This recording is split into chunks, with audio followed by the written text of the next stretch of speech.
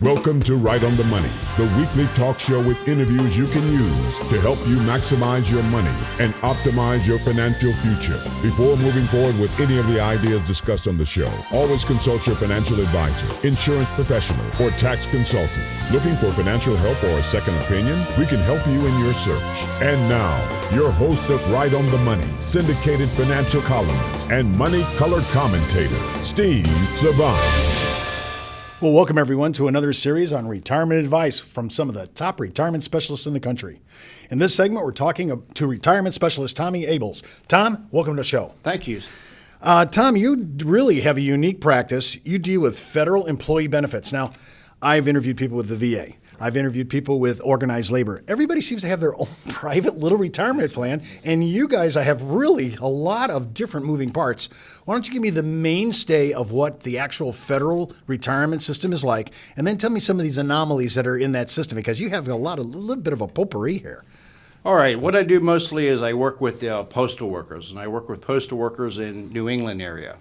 Postal workers or any federal entity is FEGLI, is Federal Employees Group Life Insurance. FEGLI is their life insurance, then they have a pension.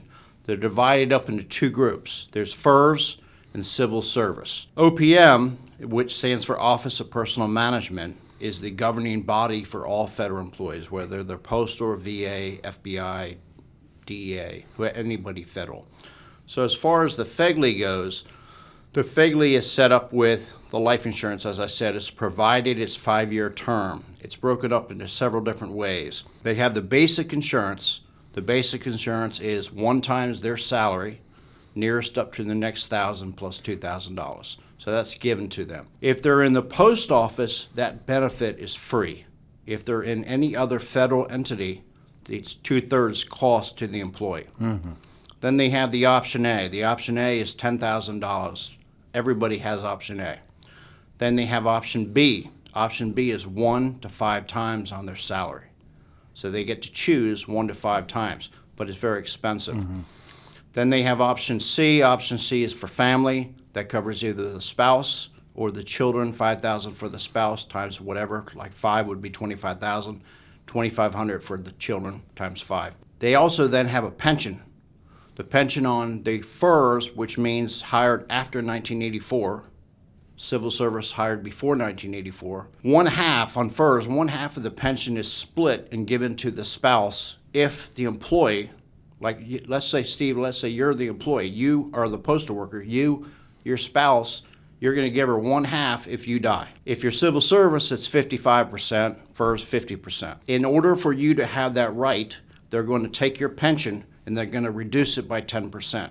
Now here's the catch that a lot of people don't know. If they reduce the money by 10%, that means that you get to take home, allowing your wife to have half, and you retired at age 60 and now you're 80 and you've paid in a reduction of $80,000. What would happen to the $80,000 that you paid if your wife was to die prior to you?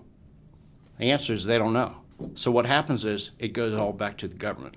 So all the money's lost. So it all reverts back to the government. Yes, sir. Wow. So they've lost all that money. Okay, now these are specific. Is the system, is it deducted from their payroll? Is it tax deductible? Yes, sir. When it comes out, they still have to pay taxes on their retirement? 2 answers to that question. If it's life insurance, it's after-tax money, but it is set up through an allotment system, so it comes out of their paycheck. If it's the pension, actually the pension they would have to pay tax on when they receive the money. So the money that's received from either the individual or the spouse is taxable as well. Okay, so all these programs in the government are defined benefit contracts. They're not defined contributions at all. And are they also participating in Social Security, most of these people? It depends. If they're FERS, which again is after 1984, they are participating in Social Security. If they're Civil Service, they're not.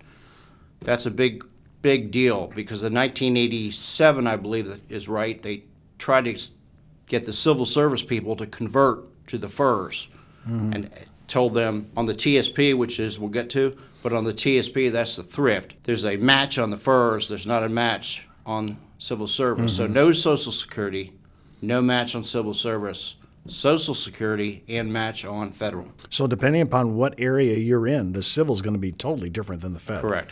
Okay, now, and apparently they did not make the jump, right? You said they were trying to Some convert them people over? did, some people didn't. And the reason they didn't make the jump is because the pension on civil service is figured off a formula, but basically 2%.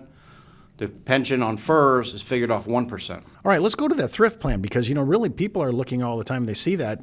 I go online when I was Right. interviewing you. I went online. There's the thrift plan. Tell me a little bit about that. The thrift plan, or TSP, better known as TSP, is a plan, and it's got different benefits, different places that you can put your money. A lot of people are very conservative, so they end up going in the G fund or the government fund. Okay, so, and a lot of people participate in this? They do, and most people, obviously the FERS, everyone participates. They give them a 5% match, so they match up to 5%. Civil service, you normally have people participate some, but not always. Now, in your practice, even though you have been specifically postal workers, everything you're talking about could apply to almost every federal That is employee. correct. The only difference between a postal worker and any other federal employee is a postal worker has free basic. That's the only difference. You said another basic. I know it's an anomaly only in one state, but I think it was Carolina or one of the ones you were saying. Right. Their actual federal retirement payout is tax-free. If they are vested before 1989. So a lot of people, it's called the Bailey Act. And a lot of people come to North Carolina to retire because they don't have to pay state tax if they're vested prior to 1989. So they could be receiving their Social Security, their deductions and exemptions could take care of Social Security, Right. and they could be receiving this tax-free. Correct. They could be fundamentally getting a lucrative. tax-free Yes, sir. retirement. Wow, I love that. Too bad we didn't figure that out before 1989. All right, when you're looking at this, and most people you have to go in as a planner now because most people don't even know their own benefits. Right. So tell me, what's the number one thing? That first thing really shocked me.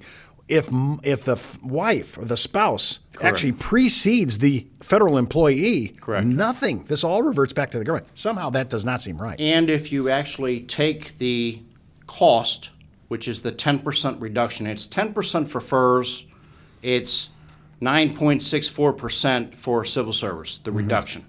If you take that reduction amount and divide it by the amount that the spouse will receive, it's 20 cents on the dollar. So they're charging you 20 cents on the dollar for this lovely right that they're giving you. Is there any way as a planner to overcome some of Yes, this? yes. What I do is when I meet with my clients, I get some information from them. And then what I do is I prepare a report. I have some software helps me to prepare the report, talk about sick leave, adding that to their pension. And the report shows them, hey, let's take the problem with the insurance, let's take the problem with pension, and let's combine them together. One thing they know, and one thing I want to mention earlier, is that on FERS or civil service, doesn't matter, the cost on FEGLI from age 35 to age 65 goes up 2,067% You're kidding to me. the employee. Well, they have no idea. Is it even a competitive rate? No, it's 5-year term and it keeps going up. So I always thought that the benefits with the federal government were fantastic. They don't know this. Then I send them to opm.gov. That's their website. It compares exactly with what I'm telling them. So anyway, so I show them that. They hate it. And then I show them the pension. They hate it. We're even worse. Then we talk. Wow. Well, listen, that's all the time we have for today.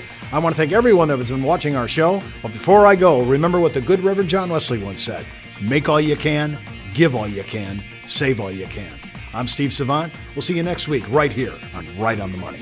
For more information on this week's money topics, just go to our website at www.rightonthemoneyshow.com and follow Steve's daily postings on Facebook, Twitter, and LinkedIn.